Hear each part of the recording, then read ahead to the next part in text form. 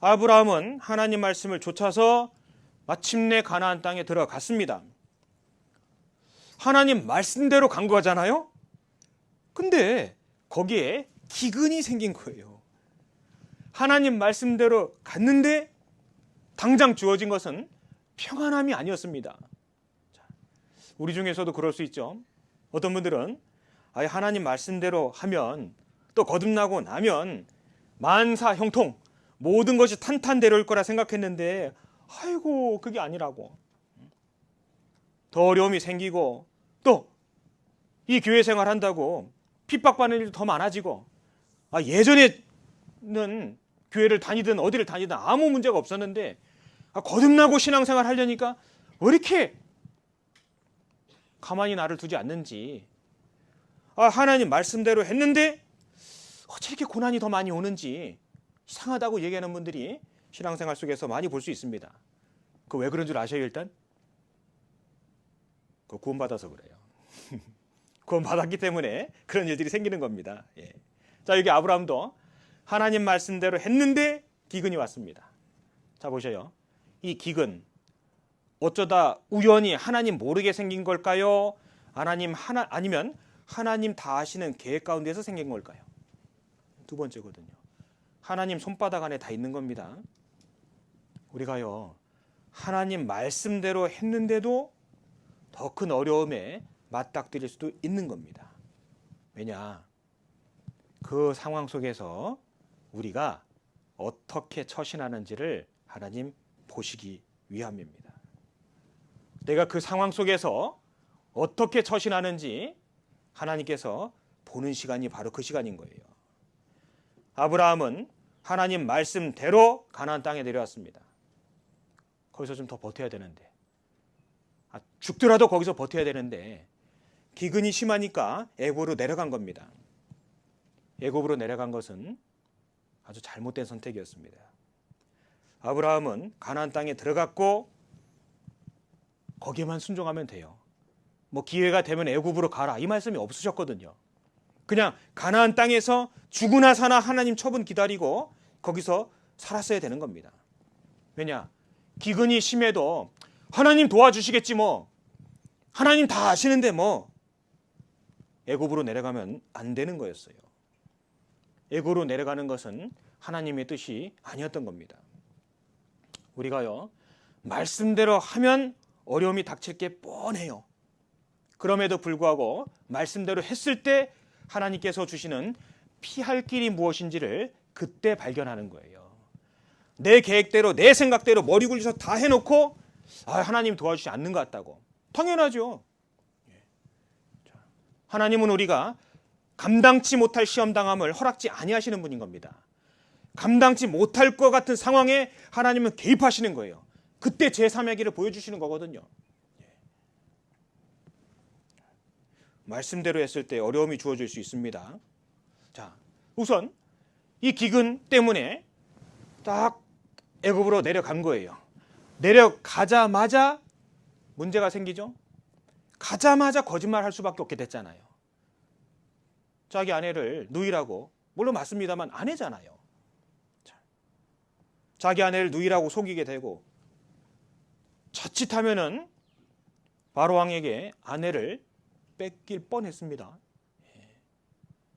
문제가 생기기 시작하는 거예요. 비록 아브라함이 딱 돌이키고 나왔습니다. 애굽에서 나올 때 많은 재물을 이끌고는 나왔습니다. 경제적으로 어려워서 애굽에 내려갔습니다. 경제적으로 무언가는 얻었습니다.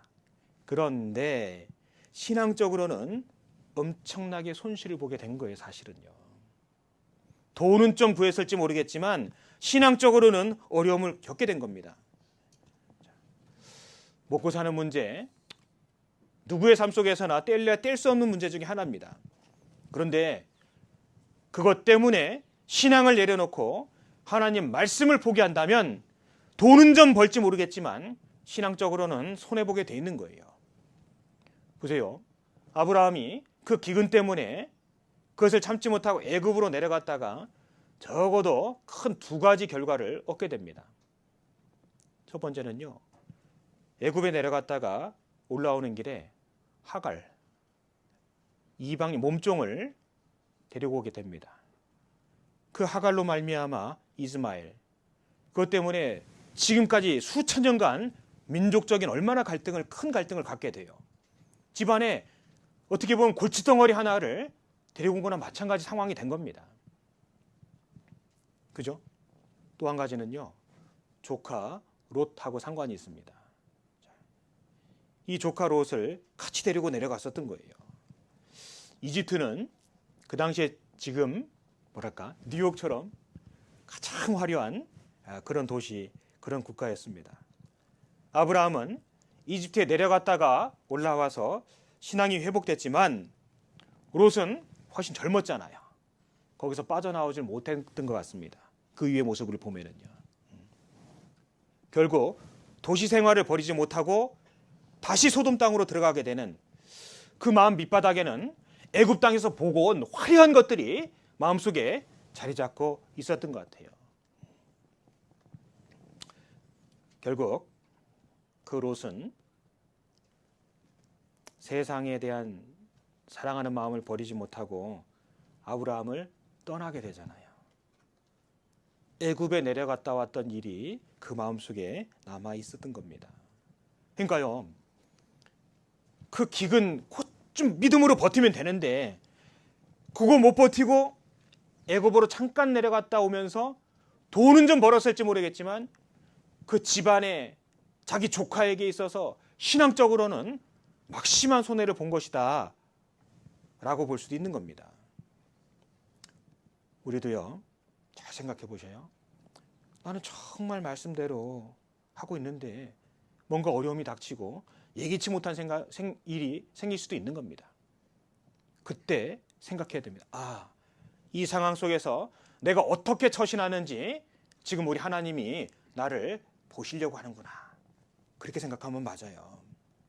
그래서 늘 주님과 의논하고 그 속에서 움직이지 아니하고 자기 생각, 자기 계획, 눈에 보이는 대로 경제적인 문제, 먹고 사는 문제가 어려운 것은 사실이지만 단순히 그것 때문에 함부로 움직이면은 이후에는 더 큰 손해가, 예기치 못한 손해를 갖고 있었다는 것도 생각해 볼 필요가 있는 겁니다. 주님 말씀의 인도에서 인도함 받아 믿음으로 가나안 땅에 갔는데 기근이 있었던 겁니다. 예수님 당대 제자들도 유사한 일이 있었죠. 예수님께서 제자들에게 먼저 제안하셨습니다. 저 바다 건너 가자. 그죠? 배를 탔습니다. 예수님 주무셨습니다. 근데 풍랑이 불었습니다. 제자들이 참다가 주무시는 예수님을 깨웠습니다. 주님, 우리 죽게 됐습니다. 그 마음속에 뭐가 있을까요? 아니, 주님 왜 가자고 그래가지고 지금 우리의 죽게 된 것을 돌아보지 아니하시나이까? 자, 주님이 거기 계신데, 더군다나 주님이 가자고 하신 길인데 그 조금 바람 불고 풍랑 불었다고 주님 흔들어 깨우는 거 보셔요. 그런데 그것이 그들에겐 필요했던 겁니다. 우리 마가복음 4장 한번 보겠습니다. 35절. 그날 저물 때 제자들에게 이르시되 우리가 저편으로 건너가자 하시니 저희가 무리를 떠나 예수를 배에 계신 그대로 모시고 가매 다른 배들도 함께 하더니 큰 광풍이 일어나며 물결이 부딪혀 배에 들어와 배 가득하게 되었더라. 예수께서는 고물에서 베개를 베시고 주무시더니 제자들이 깨우며 가로되 선생님이여 우리의 죽게 된 것을 돌아보지 아니하시나이까 하니 예수께서 깨어 바람을 꾸짖으시며 바다더러 이르시되 잠잠하라 고요하라 하시니 바람이 그치고 아주 잔잔하여지더라. 이에 제자들에게 이르시되 어찌하여 이렇게 무서워하느냐 너희가 어찌 믿음이 없느냐 하시니 저희가 심히 두려워하여 서로 말하되 저가 뉘기에 바람과 바다라도 순종하는고 하였더라. 예. 주님께서 먼저 계획하신 여정이었습니다. 그러나 그 중에도 고난은 있을 수 있는 겁니다. 주님께서 가자 하신 길이죠. 더군다나 주님이 함께 하시는 그런 길입니다. 우리 인생에게도 거듭난 이후에 주님이 딱 승선을 하셨습니다. 바람에 나는 겨와 같은 인생이 아니라 소망의 항구, 목적지를 갖고 천성을 향해서 나아가는 그런 인생이 된 거거든요. 때로는 큰 광풍이 불어서 내 삶을 흔들어 놓을 때도 있습니다. 그럴 때 우리가 어떤 생각을 해야 될까요? 사실 제자들에게 이 과정은 필요했던 거예요. 왜냐하면 여기 41절의 제자들의 고백처럼 저가 뉘기에 주님이 가까이 계셨지만 주님이 진짜 어떤 분인지는 쉽게 생각을 안 해본 거예요.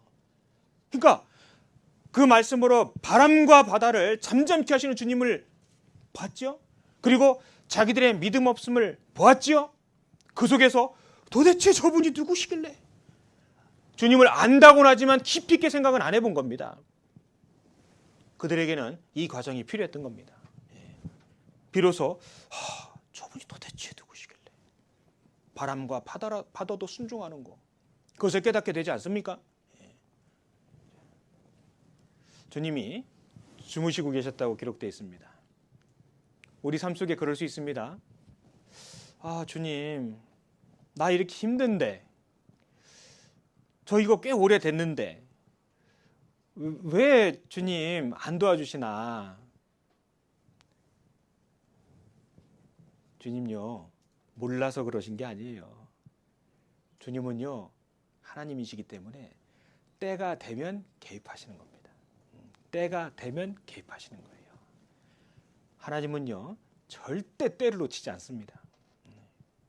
하나님은요, 자기 자식을 또 우리 한 사람 한 사람을 그 머리털까지 세신 바 되신 분입니다.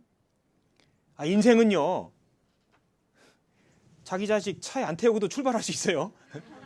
근데 하나님은요, 절대 때를 놓치는 분이 아닌 거예요. 왜 지금 내 삶 가운데 어려움이 있지만 하나님 침묵하고 계시느냐? 몰라서 그런 것이 아니라 하나님이 주시고자 하신, 하나님 개입하실 때가 아직 안 된 거예요.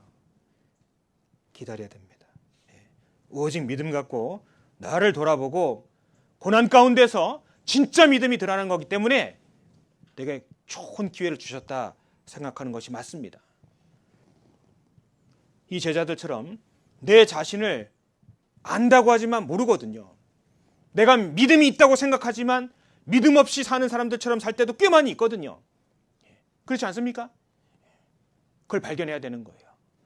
그런 후에 주님의 개입함을 알게 되고 주님을 더욱 크게 찬송하게 될 겁니다. 주님이 계획하신 여정이었습니다. 그럼에도 불구하고 이런 일이 있을 수가 있는 겁니다. 그래서 우리가 내 계획, 내 생각대로 할 때 주어지는 징계나 어려움 말고요, 주님 말씀대로 할 때도 주님 허락하신 그 속에서 고난이 있을 수 있다는 것을 머릿속에 생각해야 됩니다. 그래서 아브라함이 가나안 땅에 기근이 들었을 때 애굽으로 잠깐 내려갔습니다. 이건 뭘 얘기하는 걸까요? 어떤 경우에도 물질적인 문제가 하나님 말씀에 우선할 수는 없는 겁니다. 그리고 또 하나, 사실 모든 사람들에게 경제적인 문제는 다가옵니다. 예전에도 있었고 지금도 있고 앞으로도 있을 겁니다. 아브라함이 어떻게 했는지를 보고 배울 필요가 있는 겁니다.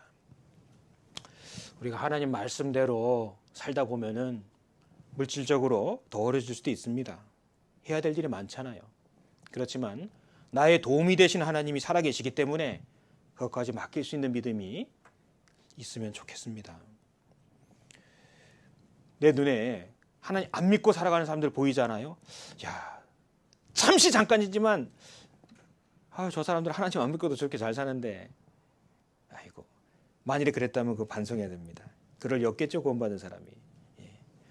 이스라엘 백성들 출애굽하고 나서 박수 치고 얼마나 기뻐했습니까?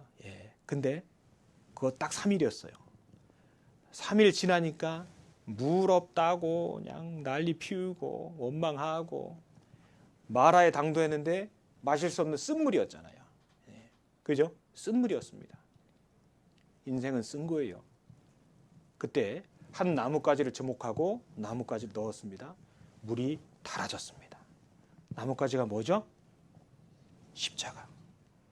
쓰디 쓴 인생에 십자가가 들어왔을 때 달게 바뀌는 거예요. 우리 인생은 그 연속인 겁니다. 십자가를 생각하셔요. 어려움이 닥칠 때마다.